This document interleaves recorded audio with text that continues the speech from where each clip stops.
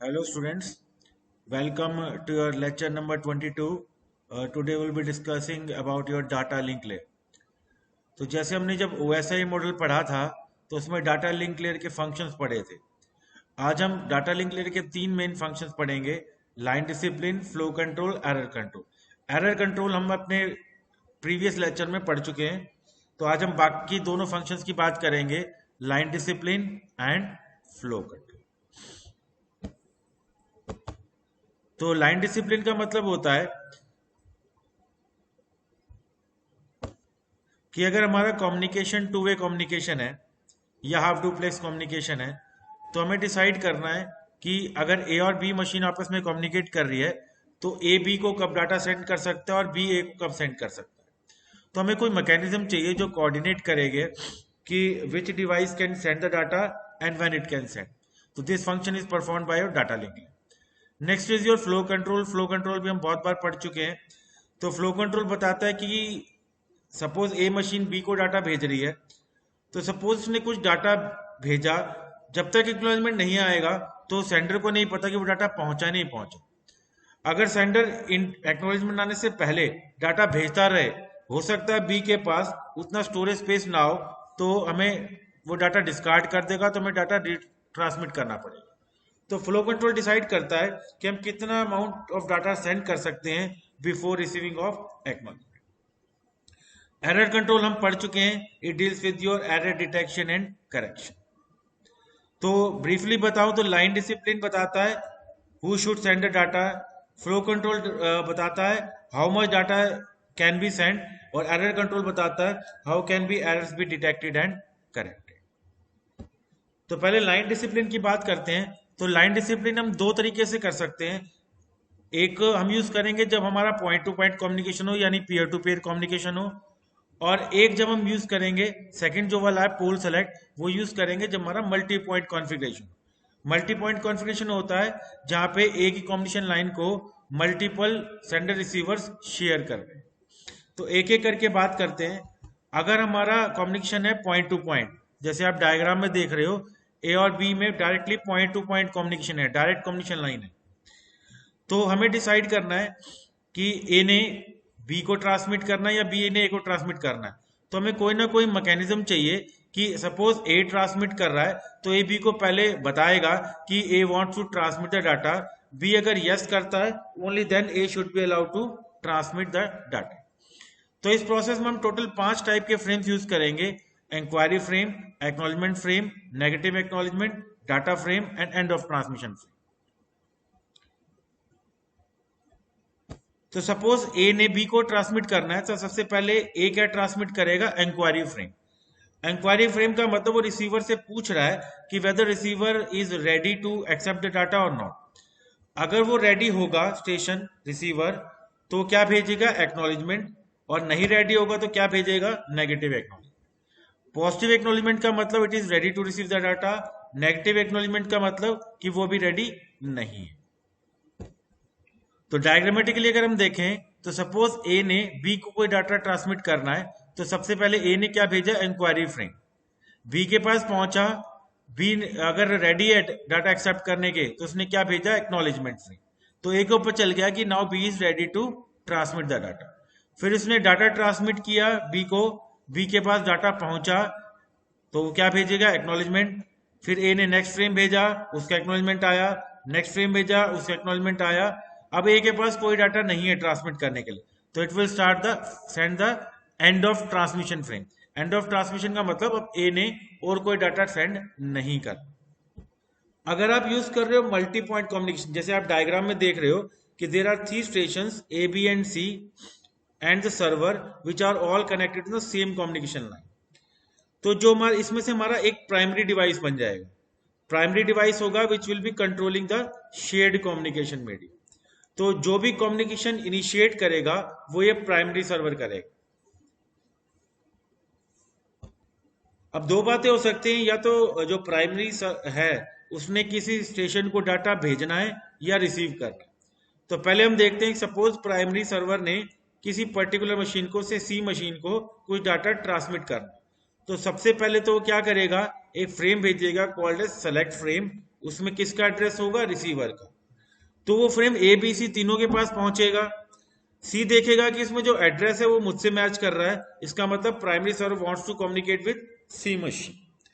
ए और बी देखेंगे उनका एड्रेस मैच नहीं कर रहा, तो वो उस फ्रेम को डिस्कार्ड कर देंगे। सी अब रेडी टू रिसीव डाटा के लिए हो गया, तो क्या भेजेगा, एक्नॉलेजमेंट। तो प्राइमरी को पता चल गया now C is ready to receive the data.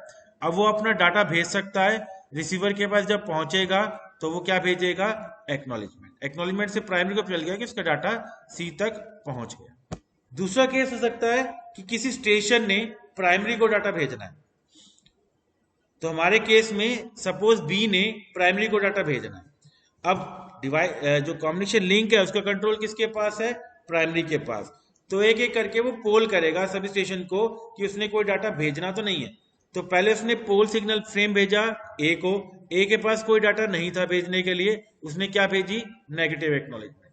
फिर उसने बी से पोल किया, बी के पास डाटा था, उसने डाटा कम्युनिकेशन मीडिया पे डाल दिया, प्राइमरी तक पहुंच गया, उसने एक्नॉलेजमेंट भेज दी। फिर वो सी को पोल करेगा, सी के पास कोई डाटा नहीं था तो उसने क्या भेजा, नेगेटिव एक्नॉलेजमेंट। नेगेटिव एक्नॉलेजमेंट का मतलब सी ने कोई डाटा प्राइमरी के पास नहीं भेजा।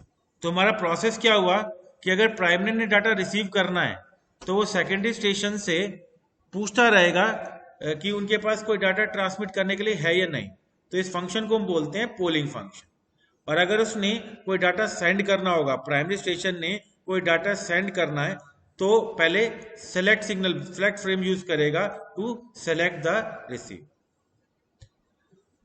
तो अगर हम पॉइंट टू पॉइंट की बात करें तो हमें कोई एड्रेसिंग की जरूरत नहीं है, क्योंकि हम जो डाटा भेज रहे हैं वो डायरेक्ट रिसीवर के पास ही जाएगा। लेकिन जब हम पोलिंग या सेलेक्ट की बात कर रहे हैं, क्योंकि मल्टीपल स्टेशंस है, तो हमें कोई ना कोई एड्रेस मैकेनिज्म चाहिए। तो अगर हम प्राइमरी से सेकेंडरी पे डाटा भेज रहे हैं तो एड्रेस फील्ड जो होगी वो इंडिकेट कर रही है रिसीवर का एड्रेस। सेकेंडरी से प्राइमरी में आ रही है तो वो इंडिकेट कर रही है सेंडर का एड्रेस कि कौन सा स्टेशन एक्चुअली में डाटा ट्रांसमिट कर। अब हम बात करते हैं फ्लो कंट्रोल की। फ्लो कंट्रोल बहुत इंपॉर्टेंट फंक्शन है डाटा लिंक लेयर का। तो फ्लो कंट्रोल जैसे हमने बात करी, वो स्पेसिफाई करता है कि एक सेंडर कितना डाटा ट्रांसमिट कर सकता है जब एक्नॉलेजमेंट आने से पहले। तो फ्लो कंट्रोल का पर्पस क्या है कि अगर सेंडर डाटा भेजता रहेगा रिसीवर के पास किसी सर्टेन स्पीड पे, रिसीवर के पास लिमिटेड अमाउंट ऑफ मेमोरी है, limited amount of processing power है। अगर उसे ज्यादा उसके पास डाटा आता रहेगा तो वो क्या करेगा, एक्स्ट्रा डाटा को इग्नोर करता रहेगा, रिजल्टिंग सेंडर को वो डाटा दोबारा सेंड करना पड़ेगा। तो हमें कोई ना कोई मैकेनिज्म चाहिए जिससे रिसीवर सेंडर को ये बता सके कि अब उसकी लिमिट पूरी होने वाली है, ठीक है, तो वो डाटा ना भेजे या कम भेजे। तो हम इस फ्लो कंट्रोल के प्रोसेस को दो पार्ट्स में पढ़ेंगे, one using stop and wait and second using sliding window protocol. सबसे सिंपलेस्ट तरीका जो हो सकता है कि सेंडर एक फ्रेम भेजे और जब तक एक्नॉलेजमेंट नहीं आता वो वेट करता है। जैसे आप डायग्राम में देख रहे हो कि सेंडर ने एक फ्रेम भेजा, डाटा फ्रेम रिसीवर तक पहुंच गया, उसने एक्नॉलेजमेंट वापस भेजी सेंडर को। सेंडर के पास जब एक्नॉलेजमेंट आ गई तब वो नेक्स्ट डाटा भेजेगा और फिर वेट करेगा फॉर एक्नॉलेजमेंट। जब नेक्स्ट फ्रेम की एक्नॉलेजमेंट आ गई तो वो थर्ड फ्रेम भेजेगा, उसकी एक्नॉलेजमेंट आ गई, फिर फोर्थ फ्रेम, और जब फ्रेम खत्म हो जाए तो लास्ट में भेजेगा एंड ऑफ ट्रांसमिशन फ्रेम, कि मतलब और डाटा उसके पास नहीं। सबसे बड़ा इस एडवांटेज क्या है इस टेक्निक का कि it is simple to implement. लेकिन डिसएडवांटेज क्या है कि जब तक एक्नॉलेजमेंट नहीं आता तब तक सेंडर खाली बैठा रहेगा, क्योंकि वो कोई और डाटा नहीं भेज सकता। कंडीशन क्या है कि नेक्स्ट फ्रेम तभी भेजेगा जब उसके पास पिछली फ्रेम का एक्नॉलेजमेंट आ जाए। तो इस टेक्निक का ड्रॉबैक्स क्या है, इनएफिशिएंसी। अब स्टॉप एंड वेट के ड्रॉबैक को रिमूव करने के लिए नेक्स्ट टेक्निक क्या है, sliding window protocol. Sliding window का मतलब अब सेंडर एक से ज्यादा फ्रेम भेज सकता है to the receiver without waiting for any acknowledgement. तो इसमें पहले हम एक विंडो का साइज आइडेंटिफाई करेंगे। विंडो का साइज का मतलब कितने फ्रेम एक सेंडर भेज सकता है बिफोर एन एक्नॉलेजमेंट अराइव्स। तो सपोज हमने ले लिया कि वो 8 फ्रेम भेज सकता है। हमारे एग्जांपल में n की वैल्यू क्या है, 8। तो हम फ्रेम के नंबरिंग कैसे करेंगे, 0 1 2 3 4 अप टू 7, क्योंकि हमारे पास 8 फ्रेम भेज सकता है विदाउट वेटिंग फॉर एक्नॉलेजमेंट। तो उसके बाद 7 के बाद जो नेक्स्ट नंबरिंग होगी वो फिर 0 1 2 3 4 5 6 7 हो। तो हमारे केस में विंडो साइज कितना हुआ 7। ये हम नंबरिंग क्यों कर रहे हैं, ये ट्रैक रखने के लिए कि हम कौन सा फ्रेम भेज चुके हैं और कौन सा भेजना है। सिमिलरली अगर हम मल्टीपल फ्रेम भेज रहे हैं तो एक्नॉलेजमेंट में मल्टीपल आएंगे, तो किस फ्रेम की एक्नॉलेजमेंट आ रही है उसके लिए फिर हमें फ्रेम की नंबरिंग करनी पड़ी। पिछले टेक्निक में एक ही फ्रेम भेज रहे थे, तो अगर हमारे फर्स्ट फ्रेम का नंबर 0 है तो नेक्स्ट का 1 हो सकता है, अगेन 0 अगेन 1, दो ही पॉसिबिलिटी थी। यहाँ पे क्योंकि मल्टीपल फ्रेम्स होंगे जो ट्रांजिट में है और हम और फ्रेम भी भेज रहे हैं, तो फिर हमारे को नंबरिंग अकॉर्डिंगली करनी पड़ेगी। तो एग्जांपल से लेके चलते हैं कि अभी हमारा इनिशियली कॉम्बिनेशन स्टार्ट हुआ है बिटवीन टू मशीन से ए एंड बी। तो अभी हमारे सेंटर की विंडो में क्या है, फ्रेम्स हैं 0 to 6। ठीक है, हम यूज करेंगे मोडुलो 8 अर्थमेटिक। मोडुलो 8 का मतलब कि नंबर को डिवाइड करेंगे बाय 8, जो रिमाइंडर आएगा वो हमारा फ्रेम नंबर होगा। जैसे 7 के बाद नेक्स्ट फ्रेम नंबर आइडली 8 होना चाहिए था, 8 को 8 से डिवाइड करेंगे तो रिमाइंडर आएगा 0, तो 7 के बाद जो नेक्स्ट फ्रेम नंबर है वो क्या है 0। ठीक है, तो हमने सपोज ये जो आपको ग्रीन में बॉक्स दिख रहा है सेंटर साइड पे, ये क्या बता रहा है कौन कौन से वो फ्रेम भेज सकता है विदाउट वेटिंग फॉर एक्नॉलेजमेंट। जैसे जैसे फ्रेम भेजता रहेगा ये ग्रीन का पोर्शन लेफ्ट से राइट शिफ्ट होता रहेगा। लाइक उसने फ्रेम नंबर भेज दिए 0 1 2 एंड 3। जब 0 1 2 एंड 3 भेज दिए तो भेजने कौन से रह गए 4 5 एंड 6। अब उसके पास एक्नॉलेजमेंट आ गया, एक्नॉलेजमेंट में क्या आया 3, रिसीवर ने क्या बताया 3 फ्रेम पहुंच गया, इसका मतलब 0 1 2 भी पहुंच गए होंगे, तो वो सेंडर 3 फ्रेम और भेज सकता है। तो हमारी जो ये विंडो है ये 3 राइट शिफ्ट हो जाएगी, 3 स्ट्रेच हो जाएगी राइट साइड। तो पहले ये 6 तक थी, अब नेक्स्ट फ्रेम के आगे 7 0 एंड 1। इसका मतलब सेंडर अब कौन कौन से फ्रेम भेज सकता है, फ्रेम नंबर 4 5 6 7 एंड नेक्स्ट के 0 एंड 1। तो जो मैंने बात कही वो डायग्रामेटिक दिखा रहा है कि जैसे आप फ्रेम भेजते रहोगे, ये जो सेंडर विंडो की लेफ्ट वॉल है वो राइट शिफ्ट होती रहेगी, और जैसे जैसे एक्नॉलेजमेंट आती रहेगी तो आपकी जो सेंडर विंडो की राइट साइड है वो राइट शिफ्ट होती है, राइट वॉल राइट शिफ्ट होती है। सिमिलरली रिसीवर भी सेम साइज की विंडो मेंटेन करेगा। रिसीवर विंडो क्या बताती है कि वो कौन कौन से फ्रेम एक्सपेक्ट कर रहा है फ्रॉम सेंडर। हमने विंडो साइज क्या लिया था 7, तो इसमें क्या है 0 to, जो फ्रेम आएंगे वो नंबर क्या होने चाहिए 0 to 6। जैसे उसको फ्रेम नंबर रिसीव होते रहेंगे, सपोज उसको फ्रेम नंबर 0 रिसीव हो गया तो आपकी लेफ्ट वॉल राइट शिफ्ट होती रहेगी और राइट वॉल और राइट शिफ्ट। तो एग्जांपल से देखते हैं, इनिशियली सेंडर और रिसीवर विंडो सेम है कि सेंडर कह रहा है मुझे 0 to 6 फ्रेम भेज सकता हूं और रिसीवर एक्सपेक्ट कर रहा है फ्रेम नंबर 0 to 6 आ सकते हैं।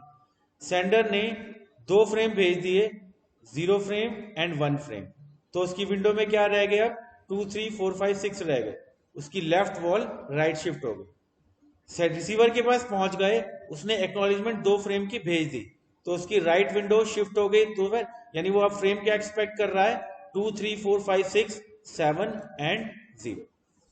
फिर सेकंड फ्रेम पहुंच गया तो उसने थर्ड की एक्नॉलेजमेंट भेज, एक्नॉलेजमेंट 3 का मतलब वो नेक्स्ट फ्रेम थर्ड एक्सपेक्ट कर रहा है। फिर थर्ड फोर्थ फिफ्थ पहुंच गया तो अकॉर्डिंगली आपकी राइट शिफ्ट होती रहेगी विंडो। इस डायग्राम को एक बार आप अच्छे से देख लो। तो इस टेक्निक की एक प्रीरिक्विजिट क्या है, सबसे पहले तो आपको विंडो साइज आइडेंटिफाई करना पड़ेगा, उसके अकॉर्डिंग आपके फ्रेम के नंबरिंग होंगे यूजिंग मॉडुलो एंड अर्थमेटिक, और विंडो का साइज क्या होगा n-1। तो अगर आपने विंडो साइज चूज किया है या n की वैल्यू चूज की है 8, इसका मतलब आपके विंडो में मैक्सिमम 7 फ्रेम हो सकते हैं 0 to 6। हम विंडो साइज कह रहे हैं n-1 क्यों होगा, सपोज हम उसको n ले लेते, यानी हमारे विंडो में 0 to 7 होते, सेंडर ने 0 फ्रेम भेज दिया तो आपकी राइट वॉल शिफ्ट होती है, 0 का एक्नॉलेजमेंट भी आ गया तो आपकी राइट वॉल शिफ्ट हुई। अब वो क्या एक्सपेक्ट कर रहा है, सेंटर विंडो में हो गए फ्रेम नंबर 1 2 3 4 5 6 7 एंड 0। सपोज में ये सारे फ्रेम भेज दिए 1 to 0, रिसीवर के पास फ्रेम नंबर 0 पहुंच गया तो वो क्या भेजेगा, एक्नॉलेजमेंट 1। अब सेंडर को ये नहीं पता कि एक्नॉलेजमेंट जो 1 उसके पास पहुंचा है वो पिछले वाले 0 का है जो नए वाले 0 का है, क्योंकि अब दो फ्रेम हो गए विद द सेम नंबर। इस चीज को अवॉइड करने के लिए हम विंडो में फ्रेम नंबरिंग क्या लेंगे, अप टू n-1। तीसरा फंक्शन डाटा लिंक लेयर का आता है एरर कंट्रोल। तो एरर कंट्रोल का मतलब है अगर आपने कोई फ्रेम ट्रांसमिट किया उसमें कोई एरर आ गया तो उसको कैसे डील करें। तो हम दो मेन टेक्निक यूज करेंगे। One is stop and wait automatic repeat request and sliding window automatic repeat request. Automatic repeat request का मतलब जब सेंडर फ्रेम भेजेगा तो साथ एक टाइमर स्टार्ट कर लेगा कि इतने टाइम में एक्नॉलेजमेंट आ जाना चाहिए। उतने टाइम में अगर एक्नॉलेजमेंट नहीं आता तो मान लेगा वो फ्रेम रास्ते में कहीं लॉस्ट हो गया and it is going to retransmit the frame. तो अगर हम stop and wait technique use करें for flow control, stop and wait का मतलब क्या था कि सेंडर एक फ्रेम भेजेगा और वेट करेगा फॉर एक्नॉलेजमेंट। जब एक्नॉलेजमेंट आ जाएगी तभी वो सेकंड फ्रेम भेज सकता है, otherwise it will keep on waiting.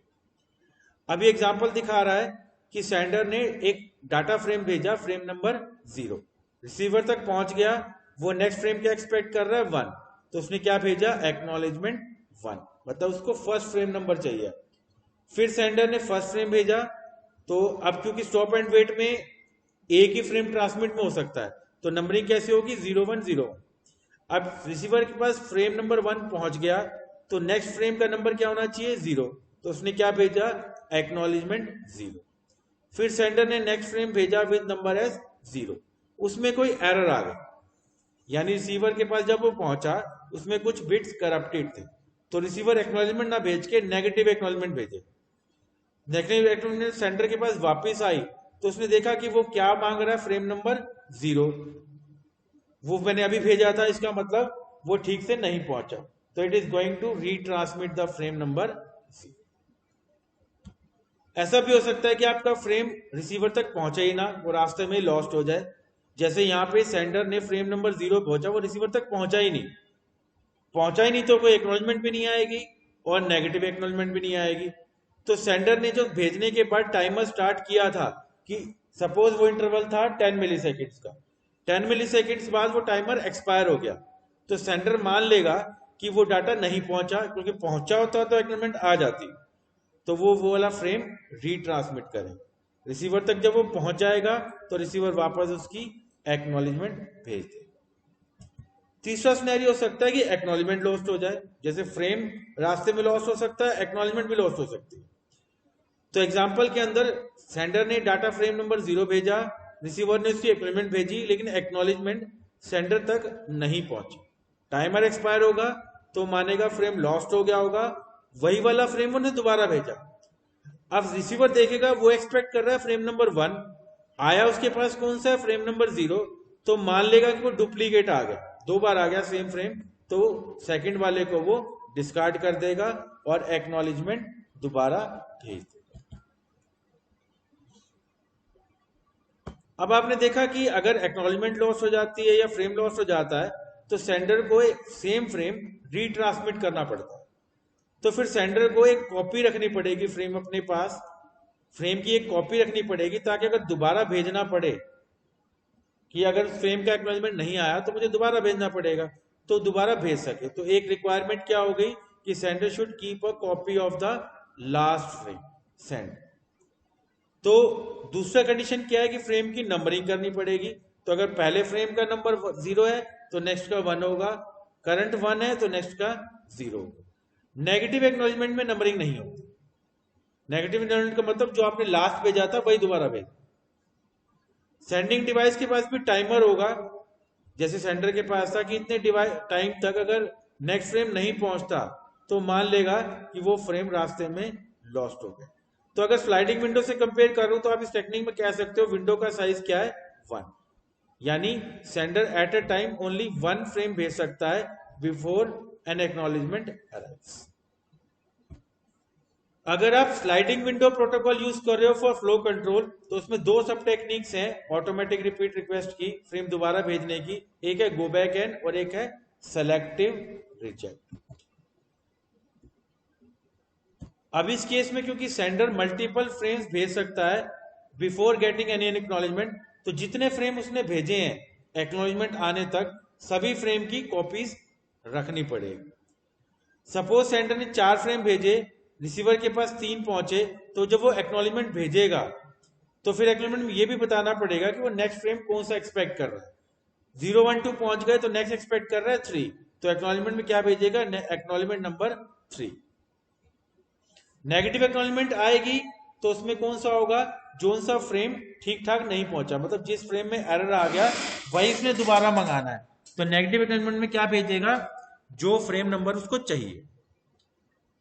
ठीक है, सेंडिंग डिवाइस में पहले जैसे टाइमर था पिछली टेक्निक में, अब भी होगा कि अगर उतने टाइम तक एक्नॉलेजमेंट नहीं आती तो मान लेगा फ्रेम्स लॉस्ट हो गए और वो उसे दोबारा भेजने पड़े।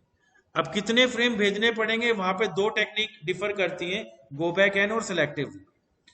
गो बैक एन क्या कहता है, टेक्निक तो यही थी स्लाइडिंग विंडो, कि sender can transmit multiple frames without waiting for acknowledgement. तो हमारे केस में सेंडर ने सपोज फ्रेम्स भेज दिए 0 1 2 3 4, रिसीवर तक सिर्फ पहुंचे 0 1 और 2, 3 में एरर आ गया और 4 पहुंचा ही नहीं। 4 तो वो एक्सेप्ट भी नहीं करेगा क्योंकि 3 नहीं आया, 3 में प्रॉब्लम थी तो आगे के वो एक्सेप्ट ही नहीं करे। 0 1 2 पहुंच गए तो उसने क्या भेजा, एक्नॉलेजमेंट नंबर 3, मतलब वो नेक्स्ट फ्रेम कौन सा मांग रहा है, 3 नंबर। 3 में ही एरर थी तो उसने क्या भेजा, negative acknowledgement number 3। In between sender 5th frame भी भेज चुका था। अब सेंडर तो उसी ऑर्डर में एक्सेप्ट करेगा जिस ऑर्डर में है, 0 1 2 पहुंचे हैं तो नेक्स्ट क्या एक्सपेक्ट कर रहा है, 3, तो 5 को उसने डिस्कार्ड कर दिया। अब गो बैक एन क्या कहता है कि जिस फ्रेम में प्रॉब्लम आई उसके बाद जितने फ्रेम्स भेज चुके थे सारे रीट्रांसमिट कर। तो आपकी प्रॉब्लम कहाँ आई, 3rd फ्रेम में, उसके बाद वो 4th 5th भी भेज चुका था, लेकिन फिर इसको सारे रिसेंड करने पड़ेंगे, frame number 3 4 as well as 5। अगर कोई फ्रेम लॉस हो जाता है, जैसे हमने भेजे, सेंडर ने भेजे 0 1 2 एंड 3, रिसीवर तक क्या पहुंच गए, 0 पहुंच गया, 1 पहुंचा, 2 नहीं पहुंचा, 3 पहुंच गया। अब वो आउट ऑफ ऑर्डर तो एक्सेप्ट करेगा नहीं, उसने 0 रख लिया, 1 रख लिया, 3 को डिस्कार्ड कर दिया। क्यों, क्योंकि वो 2 नहीं आया। तो फिर उसने क्या भेजा, नेगेटिव एक्नॉलेजमेंट फॉर 2, क्योंकि उसको 2 चाहिए। सेंडर के पास क्या पहुंचा, नेगेटिव एक्नॉलेजमेंट पहुंची, तो उसको पता चल गया कि 2 मांग रहा है वो, तो 0 और 1 तो पहुंच गए होंगे, आगे का पता नहीं। तो वो आगे जितने भी भेजे 2 के बाद, तो 2 3 4 सभी को रीट्रांसमिट करना पड़ेगा। एक्नॉलेजमेंट भी लॉस्ट हो सकती है, तो सेंडर ने 0 1 2 फ्रेम भेजे, पहुंच गए रिसीवर तक, उसने एक्नॉलेजमेंट क्या भेजी, 3, कि वो नेक्स्ट फ्रेम क्या मांग रहा है, 3। एक्नॉलेजमेंट सेंडर तक नहीं पहुंची, इवेंचुअली टाइमर एक्सपायर होगा। अब सेंडर को नहीं पता कौन कौन से पहुंच गए, तो उसको फिर सारे फ्रेम रीट्रांसमिट करने पड़े, तो उसने रीट्रांसमिट करे फ्रेम नंबर 0 1 एंड 2। देखो गो बैक एंड में प्रॉब्लम क्या थी कि कई सारे फ्रेम उसको दोबारा भेजने पड़ रहे हैं, रिजल्टिंग की हमारी कॉम्बिनेशन मीडिया की बैंडविड्थ वेस्ट हो। सेलेक्टिव रिजेक्ट क्या कहता है कि वही फ्रेम भेजो जो रास्ते में लॉस्ट हो गए थे या जिनमें कोई एरर आ गया था। तो उसके लिए फिर रिसीवर पे रिक्वायरमेंट क्या है कि अगर कोई आउट ऑफ ऑर्डर फ्रेम आता है, जैसे सपोज 0 1 2 भेजे थे सेंडर ने, रिसीवर के पास 0 पहुंच गया, 1 पहुंच गया, 2 में कोई एरर थी, इन बिटवीन सेंडर ने फ्रेम 3 4 5 भी भेज दिए। जब तक नेगेटिव एक्नॉलेजमेंट नहीं पहुंची तब तक वो फ्रेम भेजता जा रहा। रिसीवर डिस्कार्ड ना करके इन 3 4 5 को अपने पास कॉपी करके रख लेगा। अब नेगेटिव एक्नॉलेजमेंट सेंडर के पास पहुंची 2 की, तो वो 2 फ्रेम दोबारा भेजेगा। 3 4 5 भेजने की जरूरत नहीं है, क्योंकि वो तो रिसीवर के पास पहले ही स्टोर्ड है। तो जब 2 पहुंच जाएगा उसके पास, तो रिसीवर के पास 3 4 5 ऑलरेडी है, तो वो क्या भेजेगा, एक्नॉलेजमेंट फॉर 6, मतलब वो 6 फ्रेम मांग रहा है। जब एक्नॉलेजमेंट सेंडर तक पहुंच जाएगी तो वो समझ जाएगा कि वो 6 मांग रहा है, मतलब पहले 5 पहुंच गए, तो उनको दोबारा भेजने की जरूरत नहीं। तो दोनों को कंपेयर कराऊं तो सिलेक्टिव रिजेक्ट की परफॉर्मेंस बेटर आएगी, लेकिन इन एक्चुअल गो बैक ऑन को हम ज्यादा यूज करते हैं कि उसको इंप्लीमेंट करना ज्यादा इजी। सिलेक्टिव रिजेक्ट क्या कहता है कि सेंडर को अपने पास स्टोर करके रखने पड़ेंगे, तो उसके लिए फिर उसको स्टोरेज स्पेस भी चाहिए और एक्स्ट्रा प्रोग्रामिंग भी चाहिए जिसको वो सॉर्ट करके रखे फ्रेम्स को, ताकि जब नेक्स्ट फ्रेम आए तो उनको कंबाइन करके रख सके. तो selective reject will be expensive to implement and go back and will be easy to implement. That's all for today's lecture. Thank you.